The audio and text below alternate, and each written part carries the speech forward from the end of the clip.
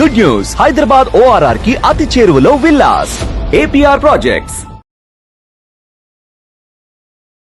Hello Rajesh గారు. Hi Sirish గారు. So మరి మనం మాట్లాడుకున్నాం, ప్రీవియస్ వీడియోలో మీరు చెప్పడం జరిగింది, మంచి మంచి టెక్నిక్స్ అలాగే టిప్స్ కూడా షేర్ చేశారు. దాంతోపాటు మీరు చెప్పడం జరిగింది NFT టెక్నిక్స్ గురించి మనం మాట్లాడుకోబోతాం సరే నెక్స్ట్ వీడియోలో అని. అవునండి. అసలు ఈ NFT టెక్నిక్స్ అంటే ఏంటి, అది ఎవరికి బాగా యూస్ఫుల్ అవుతుంది? NFT అంటే ఏంటండి, మనం ఇప్పుడు దాకా యూజర్స్కి ఇన్వెస్ట్మెంట్లు ఎలాంటి పొరపాటు చేయకూడదు, ఏ విధంగా మోసపోతున్నారు, వారి నుంచి ఏ విధంగా కాపాడుకోవచ్చు అని టిప్స్ ఇచ్చాం. ఇప్పుడు వచ్చేసి కొంచెం సబ్జెక్ట్ మాట్లాడుకుందాం ఈరోజు. ఓకేనండి, షూర్. ఏంటి సబ్జెక్ట్ అంటే, ఈ క్రిప్టోలో ఏం లేకుండా ఇంత నిప్పు లేనిది పొగలేదుగా. సో అలానే క్రిప్టోలో కూడా సక్సెస్ లేనిది ఇంత ఘనంగా అభివృద్ధి చెందదు. ఒక ఆల్టర్నేటివ్ కరెన్సీ లాగా దీన్ని చూస్తున్నారు జనాభా. అయితే నేను కరెన్సీ అనే దానికన్నా దీన్ని టెక్నాలజీ అనటంలో చాలా ఇష్టపడతానండి. ఎందుకు ఇష్టపడతానంటే, ఇప్పుడు మనకి మోనాలిసా పెయింటింగ్ ఉందనుకోండి, అప్పట్లో మనకి బిడ్డింగ్ చేసి ఎవరు గెలుచుకుంటే వాళ్ళకి అది వాళ్ళకి ఏలం పాటలు అయిపోయేది అనమాట. దాని తర్వాత అదే అలానే యాంటిక్స్ అంటారండి, ఒక మంచి వజ్రం కానీ డైమండ్స్ కానీ ఇలా రాజుల కిరీటం కానీ అవన్నీ సంథింగ్ లైక్ రాజులు అన్న ఖడ్గాలు కానీ ఇవన్నీ వేలం వేసి ఎవరైతే దక్కించుకుని వాళ్ళు ప్రౌడ్గా ఫీల్ అయ్యేవాళ్ళు, మా దగ్గర ఇది ఉందని. ఇప్పుడు ఇది వచ్చేసి ఏమైందంటే, ఈ సెంచరీలో ఈ లేటెస్ట్ ట్రెండ్కి క్రిప్టో టెక్నాలజీ ఒక అద్భుతమైన అవకాశం ఇచ్చిందండి. NFTs అనమాట. అవి అదేంటి? అది నాన్ ఫంజిబుల్ టోకెన్స్ అంటారండి. అవి ఏంటంటే, మీకు ఒక మోనాలిసా పెయింటింగ్ నచ్చింది అనుకోండి, దీన్ని ఒక టోకెన్ క్రియేట్ చేస్తారు. ఆ టోకెన్ని మీరు ఓనర్ అవుతారనమాట. NFT లా క్రియేట్ చేస్తే దానికి మీకు ఓనర్ రైట్స్ ఇస్తారు. మీరు గెలుచుకున్న తర్వాత రాయల్టీ అని ఒకటి సెట్ చేస్తారండి. ఆ రాయల్టీ అంటే ఏంటంటే, మీరు ఇంకొక అతనికి ఈ పెయింటింగ్ మీరు సపోజ్ X అనే అమౌంట్ కొన్నారు, Y అనే అమౌంట్ మీకు ఆఫర్ చేశారు, అతనికి నచ్చి ఈ పెయింటింగ్ అతను ఓన్ చేసుకోవాలని.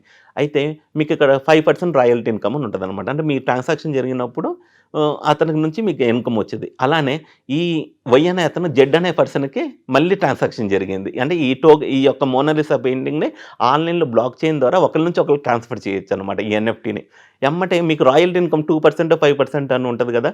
ఎప్పుడు ఈ 2% అనేది మీకు ప్రతి ట్రాన్సాక్షన్ మీద వస్తుందండి ఆ ఇన్కమ్ అనేది.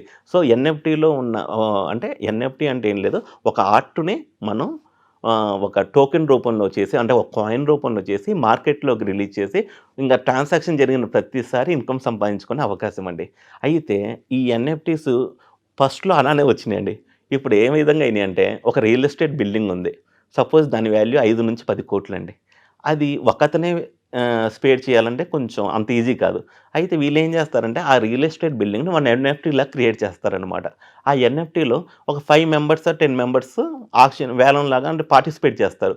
సో ఇప్పుడు దీని నుంచి రెంట్కి వచ్చినా, లేదంటే దీని నుంచి ఫ్యూచర్లో సేల్ అయ్యి ప్రాఫిట్ వచ్చినా, ఈ 5 మెంబర్స్ ఉన్నారు కండి, ఈ NFT ఓనర్స్ ఫ్రాక్షనలైజ్ చేసి ఈ 5 ఓనర్స్కి సేమ్ ఇన్కమ్ అంటే సేమ్ అమౌంట్ ప్రాఫిట్ వచ్చిన అమౌంట్ డిస్ట్రిబ్యూట్ చేస్తారనమాట.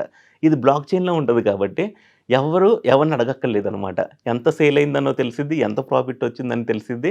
ఆటోమేటిక్గా ఇది ట్రాన్స్పరెన్సీకి రియల్ టైం ఎగ్జాంపుల్ కాబట్టి ఈ బ్లాక్ చైన్ టెక్నాలజీలో NFT అనేది అంత ఫేమస్ అయిందండి. అయితే మీకు రియల్ ఎస్టేట్ వరకే అయిపోయింది. ఇప్పుడు మనకు ఒక మూవీ తీయాలనుకోండి, ఒక 200 కోట్ల నుంచి 300 కోట్లు అనుకున్నాం.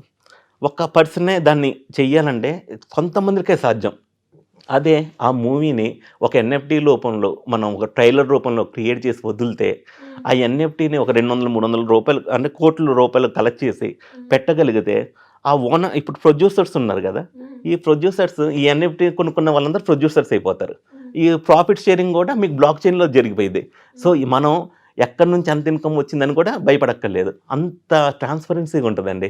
ఒక రియల్ ఎస్టేటు, ఒక ఫిలిం ఇండస్ట్రీ, అసలు ప్రపంచవ్యాప్తంగా ఈ ఫ్యూచర్లో ప్రతిదీ ఒక టోకెన్ రూపంలో వచ్చి మనకి టెక్నాలజీ పరంగా చాలా అద్భుతాలు జరగబోతున్నాయి నెక్స్ట్ ఒక 5 to 10 ఇయర్స్లో.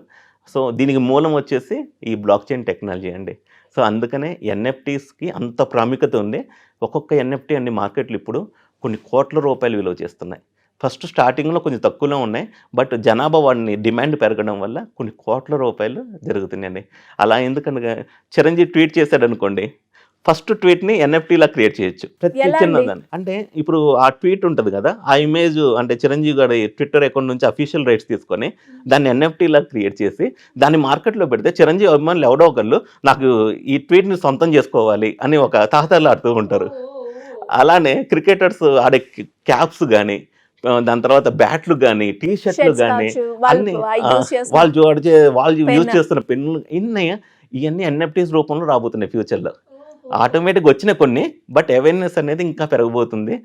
ఎందుకంటే అంతకుముందు వేలంపాటలో కొంతమందికే ఒక ప్లేస్కి వెళ్ళి పార్టిసిపేట్ చేయాలి. బట్ మరి ఈ ఇప్పుడు డబ్బులన్నీ ఎవరికి వెళ్తాయండి? ఇప్పుడు ఎవరైతే ఎన్ఎఫ్టీ ఓనర్స్ ఉన్నారో దాన్ని క్రియేట్ చేస్తారో వాళ్ళకి వెళ్తాయండి ఫస్ట్లో. దాని తర్వాత రాయల్టీ ఇన్కమ్ ఇవన్నీ సెట్ చేసుకోవడం వల్ల మళ్ళీ మిగతా వాళ్ళకి ట్రాన్సాక్షన్లు అనేది జరుగుతూ ఉంటుంది అనమాట. సో ఎన్ఎఫ్టీ అనేది ఫ్యూచర్లో చాలా బాగా అభివృద్ధి అవుతుంది. అండ్ ఈ టెక్నాలజీ ఉపయోగించి బిజినెస్ డెవలప్ అవబోతుంది. బిజినెస్ ఏ పరంగా అంటే ఇప్పుడు మనం ఫిలిం ఇండస్ట్రీ అనుకున్నాం, ఒక 300 crores మూవీకి ఒకళ్ళే చేయాలంటే కష్టం. మన ఒక 200 మంది పార్టిసిపేట్ చేశారనుకోండి, ఒక 200 మంది ఎంటర్ప్రెన్యూర్స్ క్రియేట్ అయినట్లే కదా. సో ఆ విధంగా క్రిప్టోకి నెగిటివ్ ఉన్నట్లే పాజిటివ్ కూడా ఉంది. అందుకని ఈ ఫీల్డ్ అనేది ఇంతమంది ఇన్వెస్ట్ చేయడానికి ఇష్టపడుతున్నారు, ఇంతమంది తెలుసుకోవాలని ఆరాటపడుతున్నారు. సో మనం ఈ యొక్క పర్టికులర్ వీడియోలో కొంచెం టెక్నాలజీ గురించి మాట్లాడుకున్నాం కాబట్టి అసలు క్రిప్టో కరెన్సీ గురించి కొంచెం ఐడియా ఇచ్చాం జనానికి. సో ఎప్పుడైనా మనకి ఇలాంటి దీనికి అంటూ ఏమైనా ప్రాసెస్ ఉంటుందా అండి ఈ ఎన్ఎఫ్టీ చేయడానికి? ఎన్ఎఫ్టీ చేయడానికి మనకి కొన్ని వెబ్సైట్స్ సపోర్ట్ చేస్తాయండి. ఏంటంటే మనకి ఓపెన్ సీ అని ఈథీరియం నెట్వర్క్లో ఒకటి ఉంటుందండి. అక్కడ ఒక ఎన్ఎఫ్టీని క్రియేట్ చేసేసి మనం చేసుకోవచ్చు. అలానే బిఎస్సి చైన్లో ఇంకొన్ని వెబ్సైట్లు ఉంటాయి.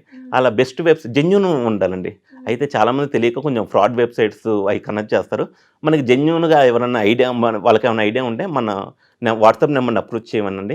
వాళ్ళకి కొంచెం గైడెన్స్ ఇద్దాం ఎన్ఎఫ్టీస్ మీద ఏ విధంగా చేయొచ్చు, వాళ్ళకి ఏ విధంగా దీన్ని ఫ్యూచర్లో ఫర్దర్గా ఎలా తీసుకెళ్ళచ్చు అనేది మనం మంచి ఐడియా ఇద్దాం. అండ్ అలాగే చాలా వరకు ఈ క్రిప్టో కరెన్సీ మీద మనీ ఇన్వెస్ట్ చేసి మనీ లాస్ అవుతూ ఉంటారు. అండ్ అలాగే డబ్బులు జనరేట్ చేసుకోవాలని ఎవరికైనా ఉంటుంది. ఇప్పుడున్న ప్రజెంట్ జనరేషన్లో సిచ్యువేషన్లో ఆల్టర్నేట్ ఇన్కమ్ అనేది చాలా ఎక్కువ, చాలా ఇంపార్టెంట్ కూడా.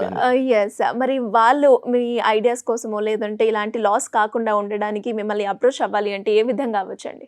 కింద వాట్సాప్ నెంబర్ ఉంటుందండి, దానికి మెసేజ్ చేయమని చెప్పండి.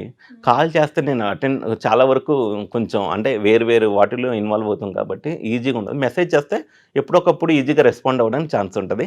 మరీ ఇంకా అర్జెంట్ అయితే కాల్ చేయమని చెప్పండి. సో విన్నారు కదా, మరి మీకు ఎలాంటి డౌట్స్ ఉన్న క్రిప్టో కరెన్సీ మీద మీరు కింద స్క్రోల్ అవుతున్న నెంబర్ని సంప్రదిస్తే సరిపోతుంది. థ్యాంక్ యూ అండి, thank you so much. Thank you Shreesh గారు.